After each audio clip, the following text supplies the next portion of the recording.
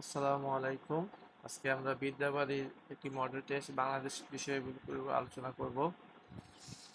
যুক্তরাষ্ট্রের প্রভাবশালী সাময়িকী টাইম এর 100 নেক্সট তালিকায় 2024 তালিকায় স্থান পেয়েছে কোন বাংলাদেশি? সেটা হচ্ছে নাহিদ নাহিদ ইসলাম। বাংলাদেশের বর্তমানে 14তম প্রধান নির্বাচন কমিশনার কে? 14তম প্রধান নির্বাচন কমিশনার হলেন A M M Nasir Uddin.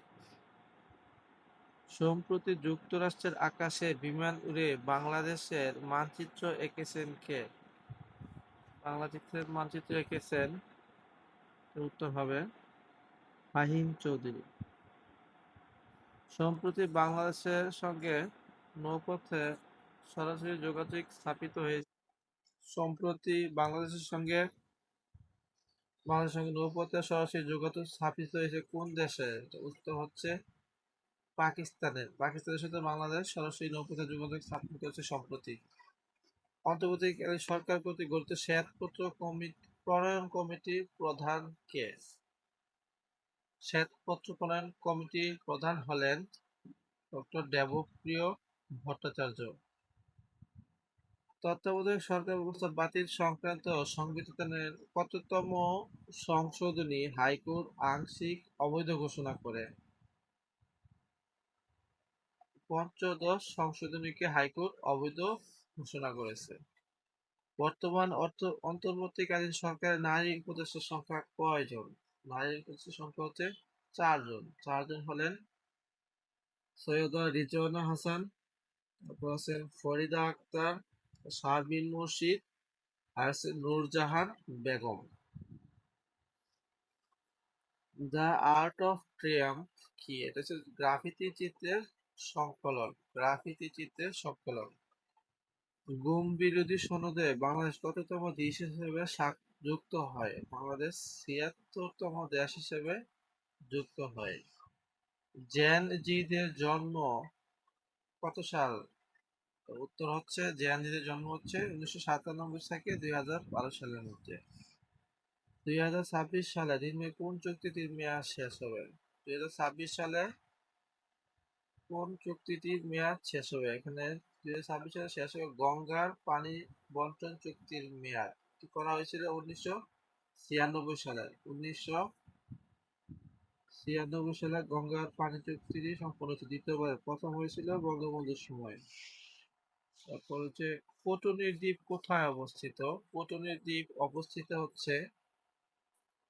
দ্বীপ কোথায় অবস্থিত? সুন্দরবনের দক্ষিণে অবস্থিত পটুনির দ্বীপ। একতলা দুর্গ কোন আমলের কীর্তি?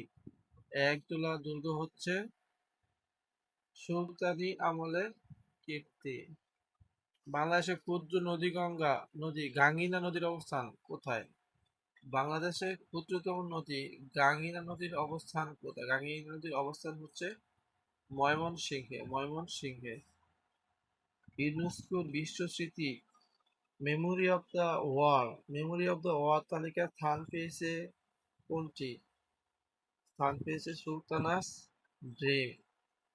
বেগম রোকেয়া সুলতানাস ড্রিম স্থান পেয়েছে। বাংলাদেশের মোট আবাদযোগ্য জমির পরিমাণ কত? আবাদযোগ্য জমির পরিমাণ হচ্ছে 2,18,00,000 একর। বসাক সম্প্রদায়ের বসবাস কোথায়? টাঙ্গাইল জেলায়। অর্থনৈতিক সমীক্ষা ২০২৪ অনুযায়ী দেশের মাথাপিছু আয় কত? অর্থনৈতিক সমীক্ষা ২০২৪ অনুযায়ী দেশের মাথাপিছু আয় হচ্ছে ২৭৮৪ মার্কিন ডলার। বাংলাদেশ ব্যাংকের গভর্নর অবসরের সময়সীমা কত? বাংলাদেশ ব্যাংক গভর্নরের অবসর সীমা নেই, কোনো অবসর সীমা নেই, তুলে দেওয়া হয়েছে। আগে ৬৭ বছর ছিল।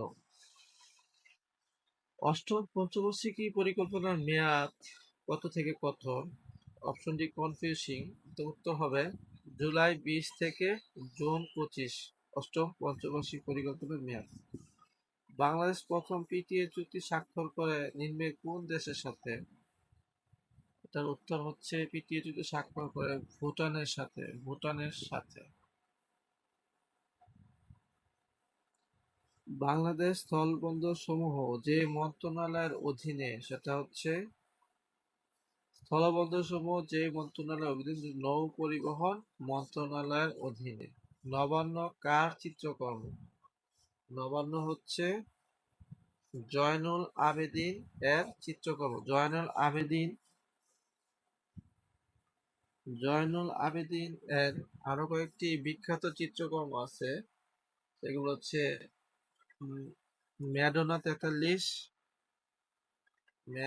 ৪৩, তারপর আছে সংগ্রাম, উম, সংগ্রাম, তারপর হচ্ছে বিদ্রোহ, বিদ্রোহী,